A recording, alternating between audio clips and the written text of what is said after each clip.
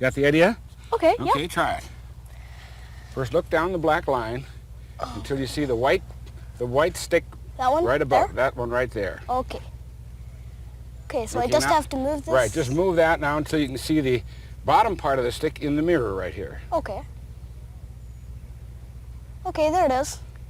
Like that? Okay, yeah. They're both lined up. Yeah, they're both lined up. Okay, so, now I put that white stick purposely at 5 meters. So you write 5 down opposite there. Okay, fine.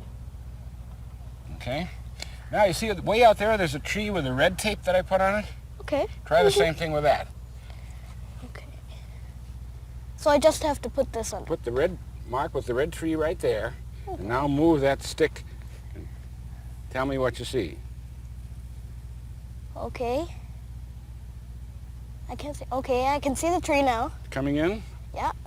Okay, it's lined up with the top half. Okay. I measured that, and that's 30 meters, so you can put 30 down there. Okay. Here? Mm-hmm. Okay. Right opposite the pointer. Okay. Now, see that stick right there? Yeah. Line up that skinny stick With the black line with in the the mirror? black line and tell me how far away that is.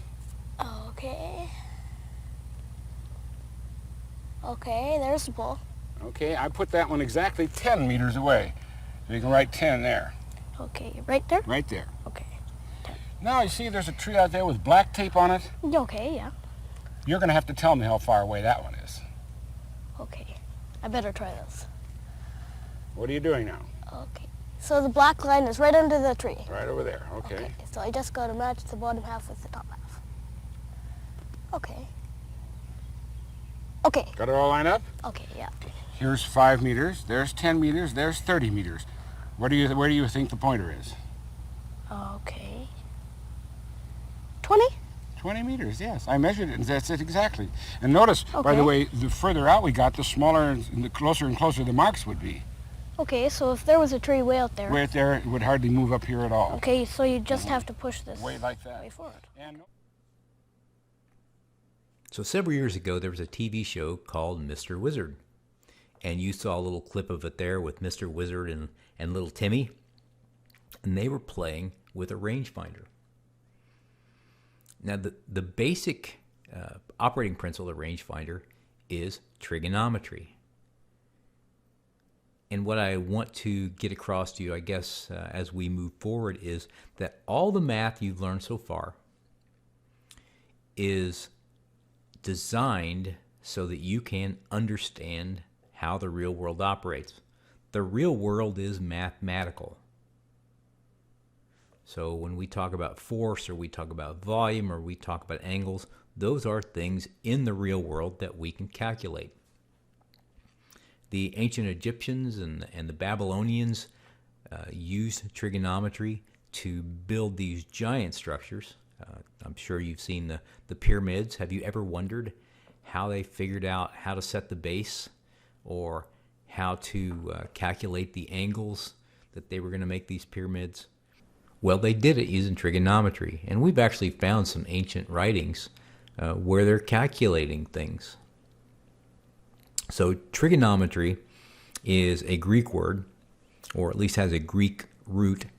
Trigonon is triangle, and metry is measurement. So trigonometry is the measurement of a triangle, or triangle measurements. And triangles show up everywhere, just like in this little Mr. Wizard clip, where they were using trigonometry to measure the distance away. It's all based on the triangle. And we use that even today to measure height, to measure elevation, to measure distance. And we can do all that with trigonometry. So we're going to spend the next couple of sessions talking about the triangle, talking about angles, and how they relate to the real world, and how we can use them. So behold the big red triangle. So we're going to be talking about angles and side ratios of triangles just like this one. But first I want to give you an idea of kind of how these things were used. If you were a sailor back in the 18th century or earlier, to try to figure out where you were on the ocean, you had to use the angles So to find latitude, they would measure the angle between the horizon and the noonday sun. And by finding that angle, they could find their latitude on the globe. If you wanted to find longitude, they would take a position at, or take a reading at nighttime between the horizon and the North Star. Now they did this with a thing called a sextant, and a sextant is basically a mechanical calculator for angles. Now I won't get into that too far, but I just want you to realize that these measurements and the angle that we're talking about are extremely useful in all kinds of situations.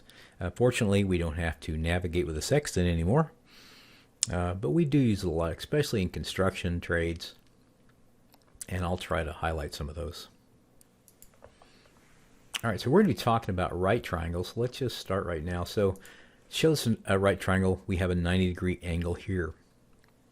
And we can find our angle over here if we know two of the sides.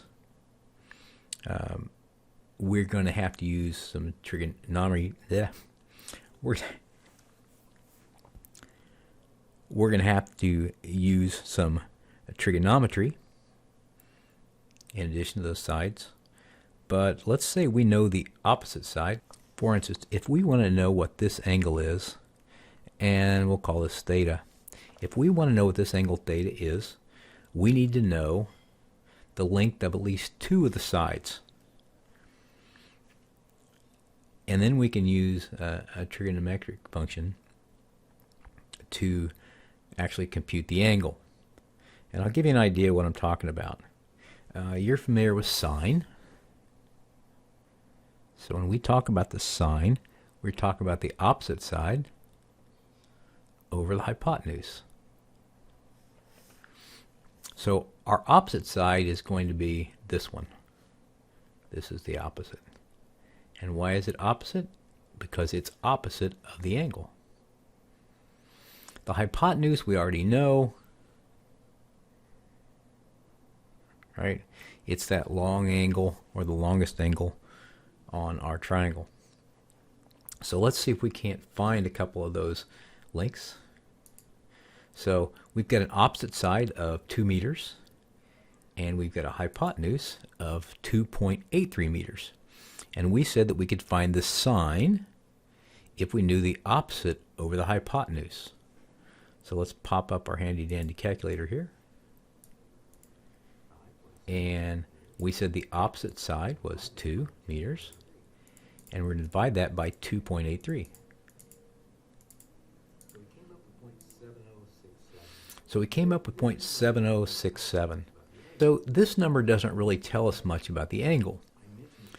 But I mentioned earlier that sine equals the opposite over the hypotenuse. Well, we did the opposite over the hypotenuse. Now to find the angle, we're going to have to go to a trigonometry function on our calculator. And we're actually going to do the inverse sine. And you're going to notice that we come up with 44.96, or if we round that, we would end up with 45 degrees. And that's exactly what this angle is. It's 45 degrees. If we added more significant digits, we would have gotten closer to exactly 45 degrees. But with just 3 significant digits, that's about as close as we're going to get. I got 44.968. All right, so if we know the opposite and the hypotenuse, we can take that ratio, and we're going to come up with the sine of that angle. To actually see what the angle is, we have to take the inverse sine. So if you have the sine and you want to find the angle, you have to take the inverse of the sine function. Now this calculation of the opposite side over the hypotenuse is going to hold true regardless of the size. And I'll show what I mean. So I'm going to change the scale here. And even if I shrink this down and I do the calculation again, we have 1.25 divided by 1.77. I got 0.706. I'll do trig and the inverse sine. And you'll see I come up with 44.92 or 45 degrees again. So no matter the size of these, it's the ratio between the sides that matters. It's going to get us this angle. Let's put it back to where it was. So there are different equations we use depending on which sides we have or which sides we know. So let's turn some of these off. Let's say that we know the adjacent side. Now before we talked about knowing the opposite side. Why? Because it was opposite of the angle. Let's talk about the adjacent side. So the adjacent side is the side by the angle. Now we know it can't be this one because we've already said that was a hypotenuse. The hypotenuse is going to be the long one. So we can find this angle if we know the adjacent and we know the hypotenuse. So before we did opposite over hypotenuse, we can also do the adjacent over the hypotenuse, and that's going to be slightly different. That's going to be the cosine.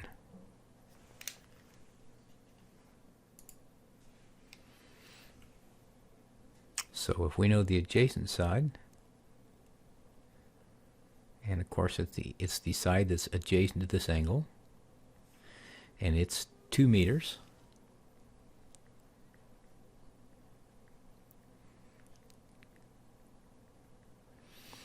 We can also figure out this angle, but it's going to be the cosine. So the cosine is going to equal the adjacent angle and the over the hypotenuse. Let's try it out. So the adjacent angle is 2 meters, so 2 divided by 2.83. Now this number is always going to give us less than or equal to 1. If you get a number that's greater than 1, you've done something wrong. So we took the adjacent over the hypotenuse. We came up with 0.7067. And now let's go to our trig functions. And we're going to go to the second cosine. And there we are, about 45 degrees. So if we take the adjacent side over the hypotenuse and do second cosine, that will tell us this angle as well.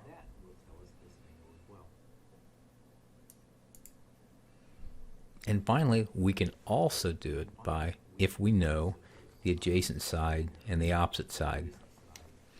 And this is going to be the tangent function. The tangent is going to equal the opposite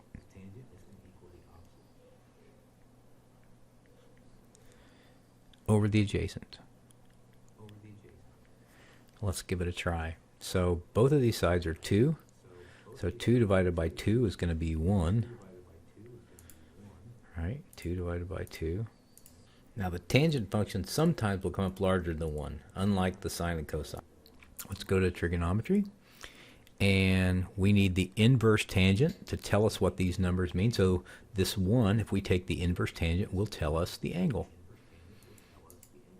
And there's tangent -1, or the negative, or the inverse of the tangent. And again, we came up with 45 degrees.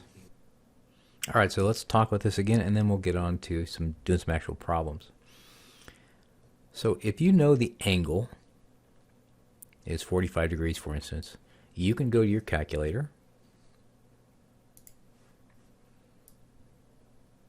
and we can type 45, and you can go to your trigonometry functions and hit the sine. That's going to give you the ratio of the opposite side over the hypotenuse.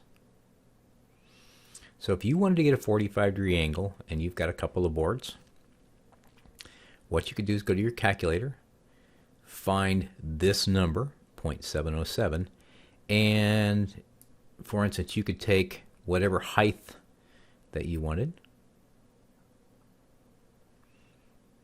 and you could divide by 0.707, and it would give you the length this board has to be. And that would give you a 45-degree angle, assuming that both of those are on the level ground.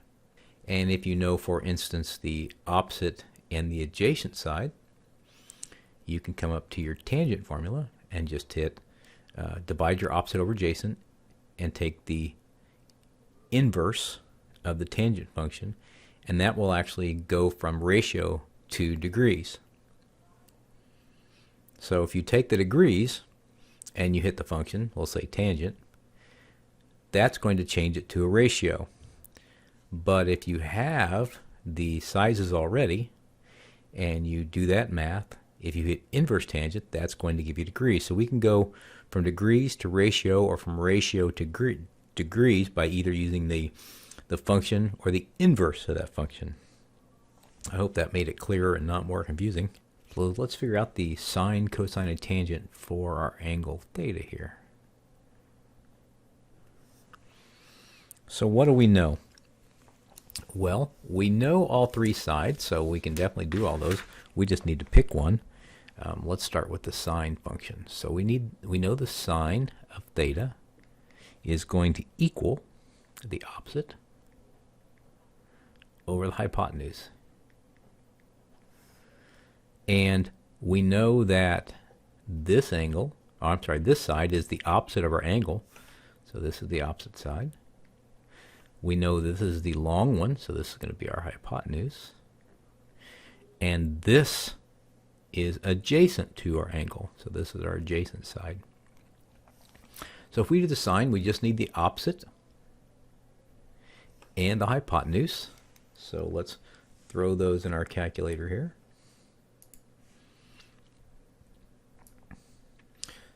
So the opposite side is 474. So the opposite,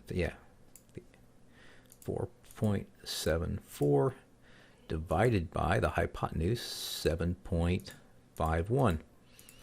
That gives us the ratio of the sides. Now, to take the ratio, we need to do the inverse sine function to get the angle. So I'll go second sine, and our angle looks to be 39 degrees, or somewhere close to that. So we'll say this equals about 39 degrees. And let's check and see if we are right. And we are, 39.17. So let's try the cosine. The cosine of theta equals the adjacent side over the hypotenuse.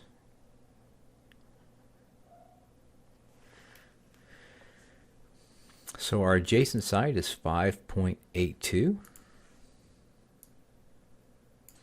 So 5.82 divided by our hypotenuse, 7.51. And you'll notice that it's less than 1. We've got the ratio.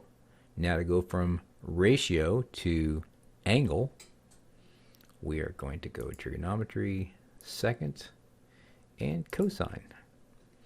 And there we are. We came up with 39 again, 39 degrees, 39.1, almost 39.2. What about the tangent function? Well, to do the tangent function,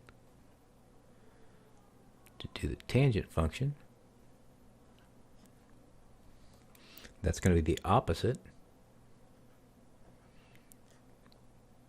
over the adjacent. Let's try that one.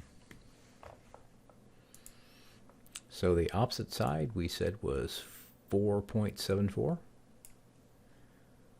4.74 divided by the adjacent side, 5.82. We've got the ratio. Now we need to take it into the angle. And to do that, we're going to use the inverse tangent. So second inverse tangent function And again, we come up with 39. In this case, we're about 39.16.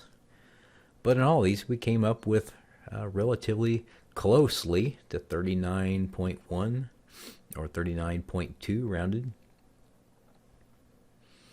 And that's how you figure out the angle if you know two sides. All right, let's try something a little trickier. We only know one side, and we have one angle. Well, actually, we've got two. We've got this one over here. So we've got a right triangle. We know this is 30.66 degrees. We know the hypotenuse is 9.3. How do we know it's the hypotenuse? Because that's the longest side. How can we calculate this length? Well, first of all, we've got to know if that's the adjacent side or the opposite side. And how do we figure that out? Well, we know that the opposite side has to be opposite of the angle. So this would be the opposite side.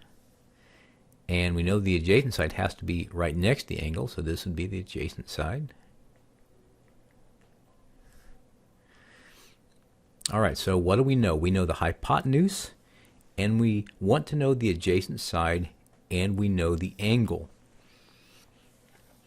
If we had the hypotenuse, and we've got an angle, and we want to find the adjacent, we have to find a formula that has those three things.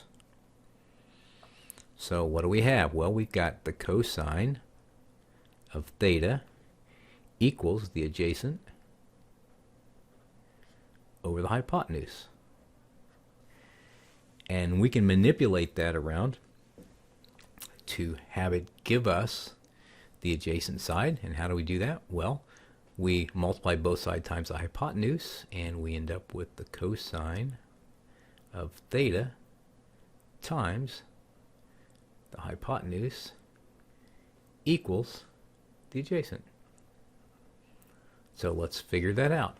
So we've got 30.66 here, and if we take the cosine of that, it's going to give us the ratio. So let's pop up our calculator. 30.66, and we need to take the cosine. So I'm going to go trigonometry and cosine, and we get 0.8602. So we're going to multiply that cosine of that angle by the hypotenuse, which is going to be times 9.3. And that's going to give us 7.9999, which is looks pretty close to 8 to me. So let's go see what that length actually is. And sure enough, we're right at 8 meters. So if we know so if we know two of these things, we can solve for the other. So if you know the angle and the adjacent, we could solve for the hypotenuse. Or if we knew the adjacent and hypotenuse, we can solve for the angle. So if we know two of these three, we can solve for whatever we need to on our triangle. All right, let's take our triangle off here and just work a couple of problems out of the book. So here's our first problem. It says find the sine, cosine, and tangent and keep 4 decimal places. So if we were to take 49.3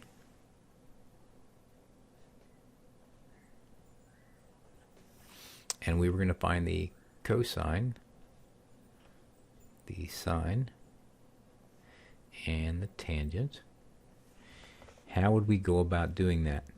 Well, remember that these are going to be ratios of one side to the other. So if we had the degrees, which we do, so I'll add my little degree sign, 49.3 degrees, we want to find the ratio. So we can simply go to our calculator and type in 49.3 and go to trigonometry and hit the sine function, and that's going to give us our ratio. So 75.758. I think the book says keep the 3 significant figures. So 0.758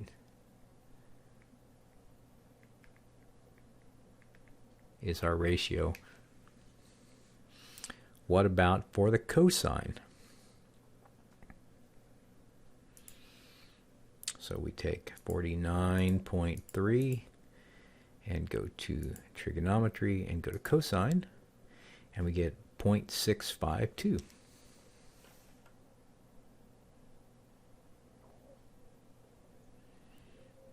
So again, that is giving us a ratio.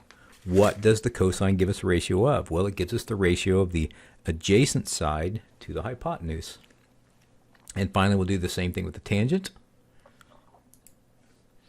I'll take 49.3, and we go to trigonometry, and we go to tangent. We're going to get 1.16. So we need three significant figures, 1.16.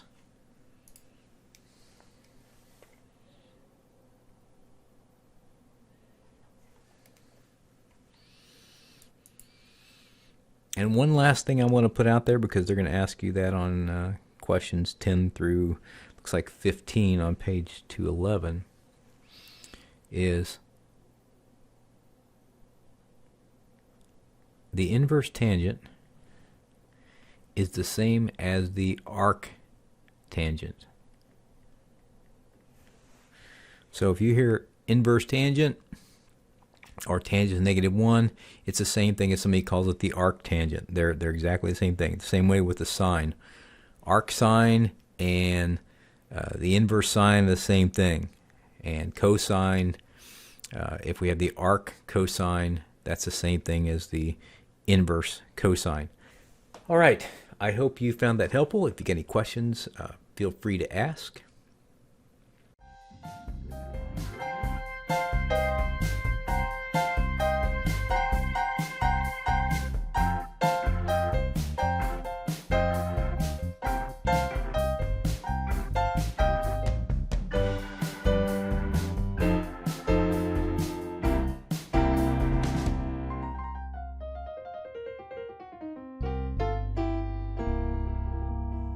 All right, guys, that's a wrap.